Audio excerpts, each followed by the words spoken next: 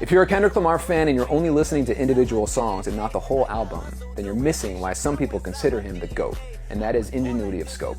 My name is Steve Hackman, I'm a conductor and a composer, and I've created a fusion of Kendrick Lamar's music, his album Damn, with Igor Stravinsky's ballet Petrushka. Kendrick Lamar's albums are not just single songs that were strung together in some order that felt like it worked. Instead, they are through-composed pieces of art. They are cohesive. They have an arc to them, like a film, like a novel, like an opera or a symphony. They have a storyline and they have a musical narrative as well. So we'll start with the Pulitzer Prize winning Damn. This album opens with a gunshot.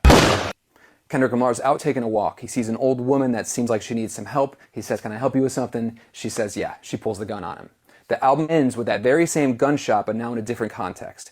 Kendrick is telling us the unbelievable story, the fact that Top Dog, the record industry executive that signed him, actually spared his father's life many years previous in a robbery.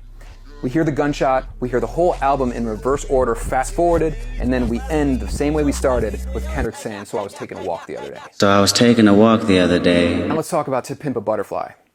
Kendrick Lamar composed a poem that we hear through the course of the album, but we hear it line by line. And each time we hear it, he adds another line. The first time we hear it is at the end of the song King Kunta, the third song on the album. And we hear him say, "I remember you was conflicted, misusing your influence." And in that song, he's just talked about his rise to fame and the complexities of being famous and now having influence. Finally, at the end of the album, in the song Mortal Man, we hear the poem in its completed form. And at that point in time, we realize that he's been reciting it to his idol, Tupac. And then, unbelievably, he has a conversation with Tupac about that poem.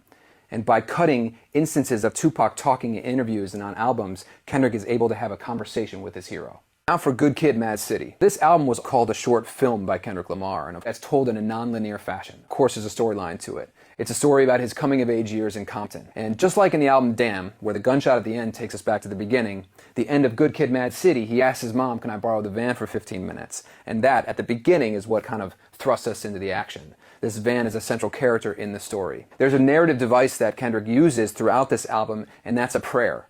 It's a prayer that him and his friends are reciting, and again, each time we hear it, we hear more and more of that prayer. Do yourself a favor and listen to these full albums by Kendrick Lamar. This is the reason why I chose to combine him with Stravinsky. I don't think it's a coincidence that they share a birthday. These are two brilliant musical artists. I think Kendrick is producing some of the greatest art of our time.